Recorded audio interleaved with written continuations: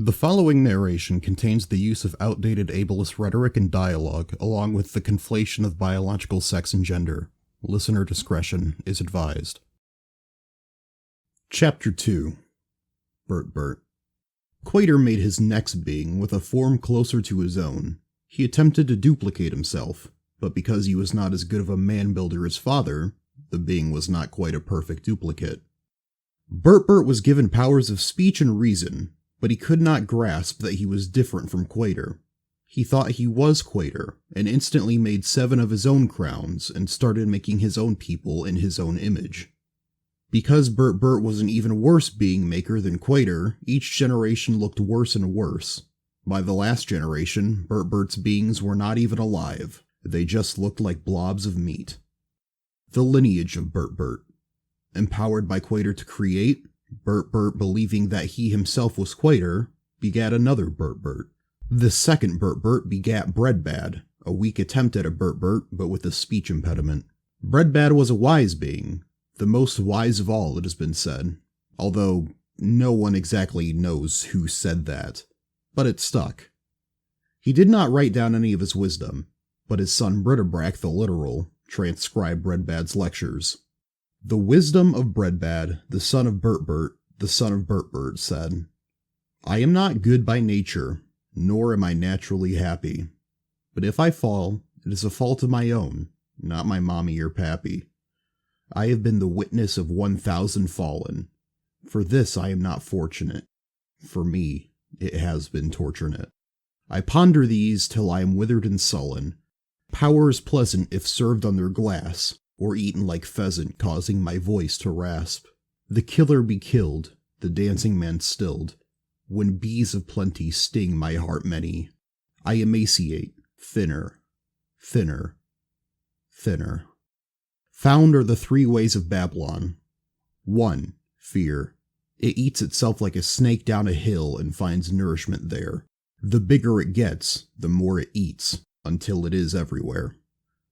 2. Greed. Unlike fear, it shrinks until the snake is something small and despicable, smelling like a torch when mixed with hair. 3. Vanity. Is the snake thinking he has strong legs that can jump the stream. He floats belly up when caught in the snare. I will share with you my comings and goings if you will listen. You will join me on these journeys if you hasten. We will perish if you do not. BertBert, having no point of reference but himself, begat BertBert the literal, who begat BertBert. BertBert was thin for his age, and his peers mocked him for the purple and green skin splotches that covered his body. Once a large crowd of descendants of BertBert had formed, poor BertBert was made to sit in the back. He tried to hide his sadness by pretending to enjoy the back of the crowd. It was there that he met the rest of the back of the crowd. They were pitiful beings suffering from physical maladies almost as bad as his splotches. A distant cousin named Highface offered to stand behind BertBert so that it would seem like he was not in the absolute back of the crowd. But BertBert chose to emulate the cruelty of the rest of the group by pointing out Highface's abnormality, a tiny second head growing from his palm. He sang a song about a thing with a thing hiding in its palm. Everyone laughed at Highface for a while, and praised BertBert for his entertaining and funny verses. Highface confronted BertBert regarding this display of cruelty, but BertBert sang a song again until Highface ran home crying. The crowd acknowledged that BertBert was witty, but they still could not let him go to the front of the crowd because of those awful splotches. This gave BertBert an idea. One morning, BertBert went to great lengths to hide his splotches. Using some dust, he coated himself until finally his peers found him beautiful. They quickly escorted him to the front of the crowd, where he was commanded to write more songs about the beings in the back of the crowd. BertBert wrote songs of cruelty and prejudice about them all. All, that is, except for one in the back row. He hoped that the front of the crowd would not notice that he was intentionally overlooking his brother, Lytle, who was retarded, and therefore the most back of the whole back row. But alas, someone noticed. "Now, BertBert, let us have a song about Lytle," the crowd screamed.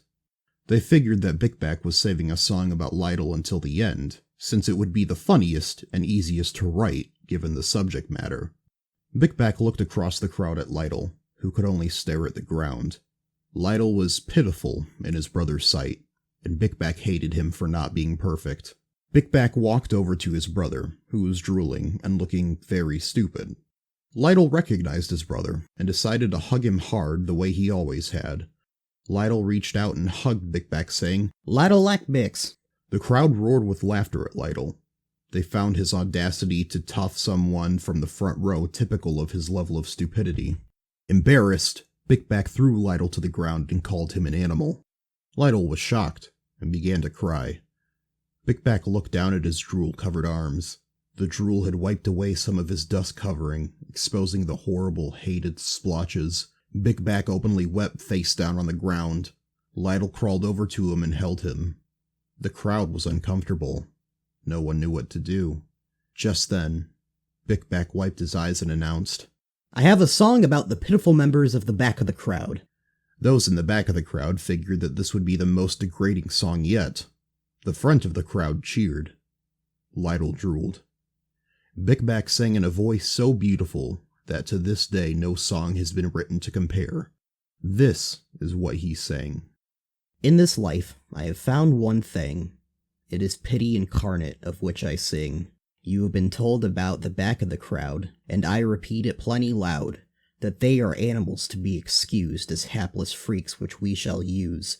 As ladders rung for our speedy ascent to the front of the crowd where we'll invent a strict system of attractive and not on which side of the net will you be caught. Align me, please, with the crowd's back. The front can, for what I care, go to hack, with their own standards based on their small group. If given the choice between accepting many or few, I would love the different and accept the whole crowd. I will sing of my world long and loud. In my world I say that we the low be tall, and so brother Lytle is the greatest of all." The entire crowd fell silent as Bickback walked over to his brother and held him.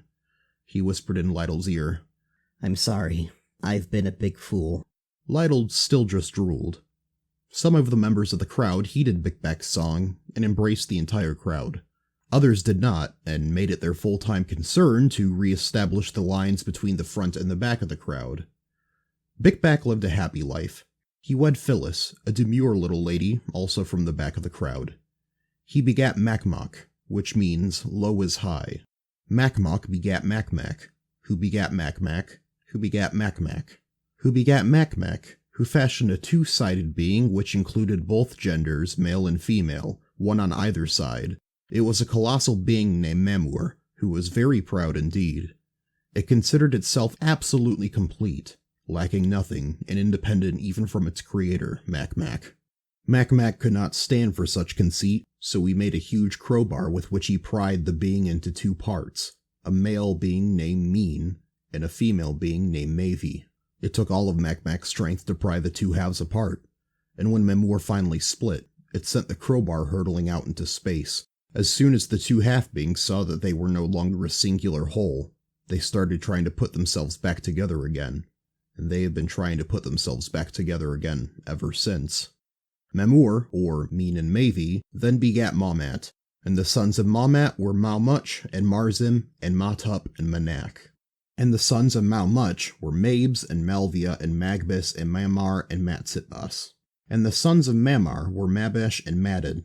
Now Madid became the father of Mormon, who became a mighty florist in his town. He was a mighty florist before Quater, therefore it is said, like Mormon, a mighty florist before Quater. And the beginning of his kingdom consisted of Daisy World and Rosebud and Tulip Crime in the land of Ranish. From that land he went forth into Milpitas, and built Hivani and Tit and Hoot and Resincessin between Hivani and Tit. That is the great city. And Mormon became the father of Medul and Mimana and Mibahel and Mihutfan and Miserthap and Mihilsak, from which came the Peons, and Mirutfak and Mixedmath, the evil twins. And Miserthap became father of Modus, his firstborn, and Mathbath, and the Korganites, and the Lolomen, and the Philodendrites, and the Shrub People, and the Clay Wanters, and the Neo-Resincessinites, and the Briv, and the Manakite, and afterwards the families of the Manakite were spread abroad, and the territory of the Manakite extended from Nodus as you go towards Modoc, Delano, and Truckee, and Chester and Alturas, as far as Lake Almanor. So these were the sons of Mawmat. according to their families, according to their languages, by their lands, by their nations. Modus then begot Ma Min, who decided to wear a purple hood instead of a crown. Ma Min begat Ma Ni, who liked hoods a lot, but hated his father's purple hood, so in rebellion he went back to the crown-wearing tradition of previous generations. This gesture pleased Quater so much that Ma Ni was simply caught up into the presence of Quater to live forever in peace with father, but not before he was able to create a poor likeness of himself, Mei Ni, who begat Wei Ni, who begat Phua Gi, the founder of the famous Phua nation, who begat Phep At, who begat Phep Pi, who begat Phe, who liked to sing loving songs for his sons. He sang by expelling air from 5 flaps between the flesh on his back. Phe sang this way as a sincere gesture of love for his many sons, but the perpetual honking and flapping of his songs echoed up to the ears of Quater, who, after many years of tolerance, could finally take it no more. Quater smote Phe with a bolt of energy so intense that nobody ever found a trace of his body. Phe was destroyed in the prime of his life, but not before he was able to create 13 sons. Phe's 13 sons were Cloth, Cluff, Clow, Klimt, Cleft, Clack, Clink, and 5 sons, all of whom Phe named Kloppenhamwenwitz, because he could not think of another name until the birth of his last son, Clee. In the Phua legends, there are stories of Phe and his 13 sons. Phe's favorite son was named Clee, meaning, give me more like this one.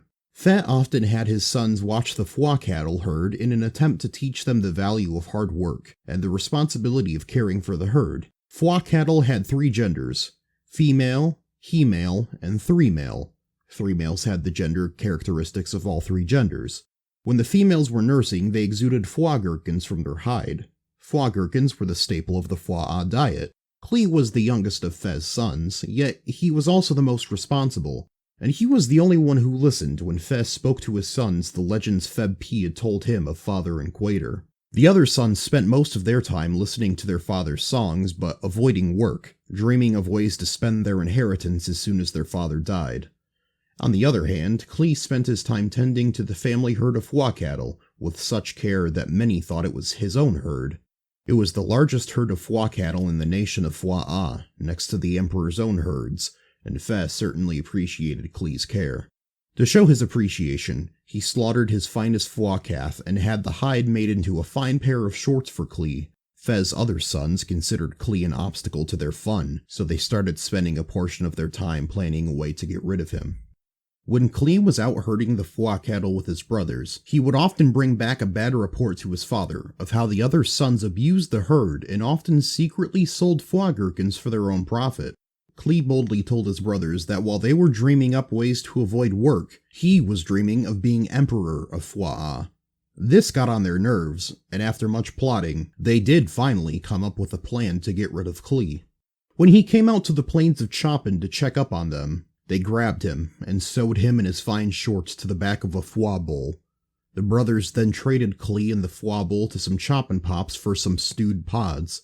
They took these back to Phe and explained that Clee had been trampled in a Phua stampede, and that the pods were all that was left of their brother. Phe mourned for 88 years the death of his favorite son, Clee. Meanwhile, the Choppin' Pops, never noticing Clee sewn to the back of their new Phua bull, traded it to the Emperor's herdsman for a pack of Gaza smokes. Now, an emperor likes a clean herd of Phua cattle, so his herdsmen scrubbed the Phua cattle daily. While they were scrubbing the new Phua bull that Clee was sewn to, they noticed him crying out and begging to be released. The herdsman released Clee to the custody of Portinchipa, the emperor's bodyguard. Portinchipa made Clee his butler, and Clee took on the responsibility much as he did with his father's herd of Phua cattle. Portinchipa was not home much, what with all the responsibilities of his own job, but when he was home, he did not fail to notice Clee's meticulous care of the house and household matters. He actually did a better job than Portinchipa would have done himself. Portinchipa would have been jealous, but he enjoyed the spare time too much. In these days, each time Portinchipa had been out on one of his many trips away from home with the Emperor, his wife, Pettenpipa, started making eyes at Clee, the way she should only be making eyes at Portinchipa. Clee was no fool. He knew what Pettenpipa was up to, so he warned her, with the warning his mother always used. He said, "If you don't stop making eyes like that, they're going to get stuck that way." Pettenpipa could not stand to be rejected, so she kept making eyes at Clee, and sure enough, Her eyes got stuck. She lied to Portenshipa when he came home that night and told him Clee had dressed up like Portenshipa just to get her to make eyes at him. Portenshipa beat Clee to within a footspan of his life, then threw him into jail. But Quater did not forget Clee. Clee once again prospered because of his faithful conduct. After the jailer beat Clee to within a half-foot span of his life, he put Clee in charge of all the prisoners who were in the jail, so that whatever was done there, he was responsible for it. The jailer did not supervise anything under Clee's charge because whatever Clee did always prospered. Clee often told the other prisoners the stories of Father and Quater that he had heard as a boy. Then it came about after these things that the Emperor's nephew offended the Emperor by besting him at liver juggling. The Emperor was furious with his nephew, so he took away his status of Emperor's nephew, gave it to some guy who happened to be walking by, put his nephew in confinement in the jail, the same place where Clee was imprisoned. And the jailer put Clee in charge of the Emperor's former nephew, and he took care of him, and he was in confinement for some time. Then, the Emperor's ex-nephew who was confined in jail had a terrible time sleeping one night. He tossed and turned all night long. When Clee came to him in the morning and observed him, behold, he was downhearted. And he asked the former Emperor's nephew, who was with him in confinement in jail, "Why is your face so sad today?" Then the former nephew said to him, "Are you blind? Just look at my hair. I've got bedhead and there's no one to interpret it." He said this because in the kingdom of Feb, bedhead interpretations are used to foretell the future. Then Clee said to him, "Do not interpretations belong to Quater? Let me study your bedhead, please." Then Clee said to him, "This is the interpretation of your bedhead.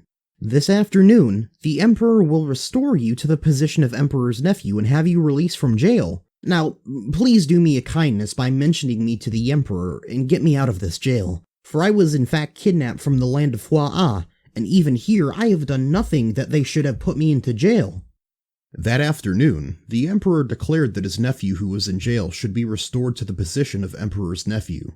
When the Emperor was asked what should be done with the guy whom he, the Emperor, had given the nephew status, the Emperor said to throw him in jail instead. The Emperor's nephew did not remember Clee. In fact, he forgot him. But Quater did not forget Clee. Now, it happened at the end of 2 full years that the Emperor woke up one morning with bedhead, and his spirit was troubled, so he sent and called for all the interpreters, and the Emperor had them study his bedhead, but there was no one who could interpret it to the Emperor. Then the Emperor's nephew spoke up, saying, "I would make mention today of my own offenses.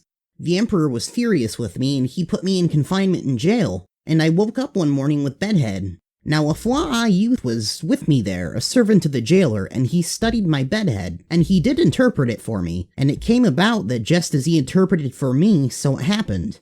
I was restored to my status as Emperor's nephew."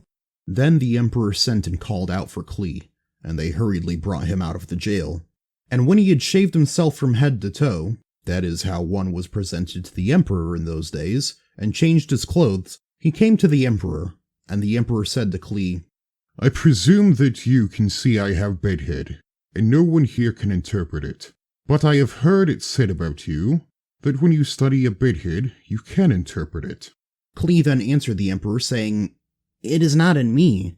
Interpretations of bedhead belong to Quater."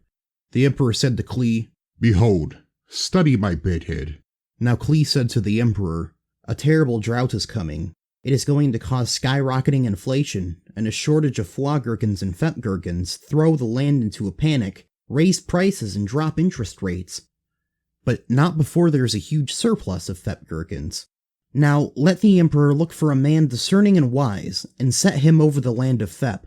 Let the Emperor take action to appoint overseers in charge of the land, and let him exact 1/5 of the fep gherkins of the land of Fep in the time of surplus. Then let them gather all the fep gherkins of the surplus and store them up, and let them guard it, and let the surplus become as a reserve for the land during the drought which will occur in the lands of Fua'a and Fep, so that the land may not perish during the skyrocketing inflation." The Emperor said, "Wow, all that was in my bedhead?" Then he said to his servants, "Can you believe a man like this guy, Clee?" So the Emperor said to Clee, "Since you've got all the answers, you shall be over my house, and according to your command all my people shall do homage. Only in the throne I will be greater than you, See, I have set you over all the land of Thep. Then the Emperor took off his shorts. He had undershorts on underneath, for crying out loud, and put them on Clee. And he had him ride on his second vehicle, and the servants proclaimed before him, "Bow the knee," and he set him all over the land of Thep. Moreover, the Emperor said to Clee, Though I am the Emperor, yet without your permission no one shall raise his hand or foot or left eyebrow in all the land of Thep. And he gave him Gale, the daughter of a guy he beat in a game of wagon hurling the previous day. Thus, Clee became prime minister of the neighboring kingdom of Thep. After the period of surplus in Thep, Fez land dried up and the foie herds wandered away, and a shortage of foie gherkins threw the land of Foie into a panic, raising prices and dropping interest rates. The Feb boys, Cloth, Cluff, Clow, Klimt, Cleft, Clack, Clink, and 5 sons, all of whom Fe named Kloppenhammenwitz, because Fe could not think of another name until the birth of his last son Clee, were forced to trek out to Thep and trade their prized choppin' metal statues for Fep gherkins, dreading the odious Fep aftertaste. The Foie hated Fep gherkins. To them they are dirty. The Foie are so conditioned to despise Fep gherkins that just thinking of the Fep aftertaste caused a physical reaction. Simply seeing a Fep gherkin would be known to cause a Foie to go pale and become woozy. The odor of Fep gherkins sets off the gag reflex. It is common to hear a Foie gentleman say, "I'd rather eat the refuse of my own worst enemy than eat Fep gherkins," to which another might respond, Oh yeah, I'd rather poke myself in the eye with 6-inch rusty spikes than eat a lousy Fep gherkin. To which another might reply, Well, I'd rather eat my own head innards after they'd been sucked out through my eye sockets by a great naturally occurring vacuum than eat Fep gherkins. Still, another might say, I'd rather eat a full-body massage from a servant girl named Hella than eat Fep gherkins. To which everyone would respond, Huh? If a Foie wants to insult another Foie, a popular saying is, your mother eats Fep gherkins. It is considered very naughty behavior for Foie youngsters to even talk about Fep gherkins. The controversial Foie comedian Ludi Kincaid once performed an entire live routine of nothing but Fep gherkin jokes. Of course, it was an adults-only performance and was banned in most towns. All the people of Foie, including Fe and his sons, realized they would have to choke down the Fep gherkins, and most likely vomit a few times after eating the first 3 or 4, or face certain starvation. Now Clee was the ruler over the land. He was the one who sold to all the people of the land, and Clee's brothers came and bowed down to him with their faces to the ground. When Clee saw his brothers, he recognized them, but he disguised himself to them, and spoke to them with cotton in his cheeks. His brothers ordered 12.5 cases of Fep gherkins. Then Clee gave the orders to fill the cases with shorts of a great value, and thus it was done for them. So the brothers loaded their Foie oxen with the 12.5 cases and departed from there. At the border, Clee had his police stop his brothers. The head policeman said, May I see your receipt, please? Cloth, the eldest, handed over the receipt to the officer. Says here you bought 12.5 cases of Fep gherkins. Mind if we take a look inside these here cases? Cloth agreed to let the police search the cases. When these were opened, the police, of course, found the priceless shorts. The brothers were stunned, to say the least. Their hearts sank and they turned trembling to one another, saying, What's up with that? So the police escorted the sons of Fe back to Clee's house. The brothers thought they were done for, but when Clee saw them, he invited them in and fed them delicious snacks prepared with Fep gherkins, of course. While they were eating, after having thrown up at least twice each, Clee had their cases of Fep gherkins filled with the finest Fep shoelaces, such as only the Emperor's family would wear. After dinner, Clee released his brothers, who still did not recognize him, to go on their way home. At the border, Clee had his police stop his brothers. The head policeman said, May I see your receipt, please? Cloth, the eldest, handed over the receipt to the officer. Says here you bought 12.5 cases of Fep gherkins. Mind if we take a look inside these here cases? Cloth agreed to let the police search the cases. When these were opened, the police of course found their precious shoelaces. The brothers were stunned, to say the least. Their hearts sank, and they turned trembling to one another, saying, What's up with that? So the police escorted the sons of Fe back to Clee's house. The brothers thought they were done for, but when Clee saw them, he invited them in and had them join him in the pool. While they were in the sauna, after swimming, he had their cases of Fep gherkins filled with priceless gauges. After they had all dried off, Clee released his brothers, who still did not recognize him, to go on their way home. At the border, Clee had his police stop his brothers. The head policeman said, "May I see your receipt, please?" Clough, the eldest, handed over the receipt to the officer. "Says here you bought 12.5 cases of Fep gherkins. Mind if we take a look inside these here cases?" Clough agreed to let the police search the cases. When these were opened, the police of course found the precious gauges. The brothers were stunned, to say the least. Their hearts sank and they turned trembling to one another, saying, "What's up with that?" So the police escorted the sons of Fe back to Clee's house. The brothers thought they were done for, but when Clee saw them, he had them come in and watch a play performed in mime in his private home theater. Then he had them spend the night. While they were sleeping, he had their cases of Fep gherkins filled with humanal interfact, which is a lot like a food. In the morning, after breakfast, Clee released his brothers, who still did not recognize him, to go on their way home.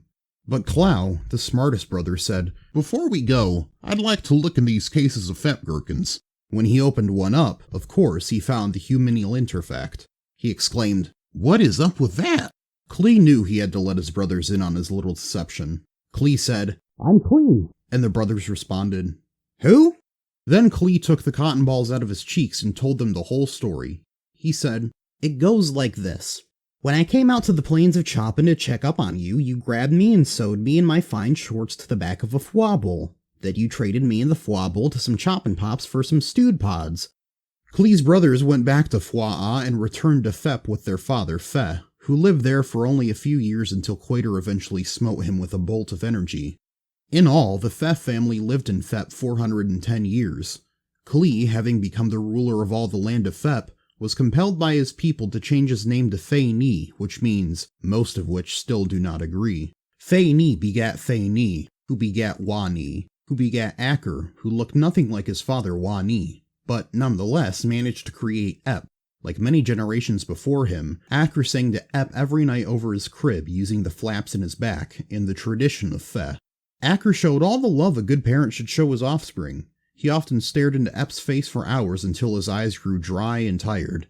Ep was full of kindness and generosity taught by Acker, and likely nurtured by his grandfather, Wa Ni. One day, while Ep and his grandfather were on a long trip to the boneyard, Wa Ni grew ill. Wa Ni asked Ep to stay with him until he returned home to father, for he was afraid. Ep dabbed Wa Ni's brow with a cool cloth given to him by Acker. Quater opened the sky and let Wa Ni enter. This was the first time Ep had seen Quater, who was far more marvelous than the legends told. Ep grew to be a strong and handsome being, much closer in likeness to BertBert than any generation before him. Ep became a mighty leader of other beings who saw that he was in favor with Quater. Just as everybody thought the whole each generation gets worse thing had finally turned around, Ep's creation came out looking like a pile of something badly burned, so he named it was not alive, so it could not begat anything.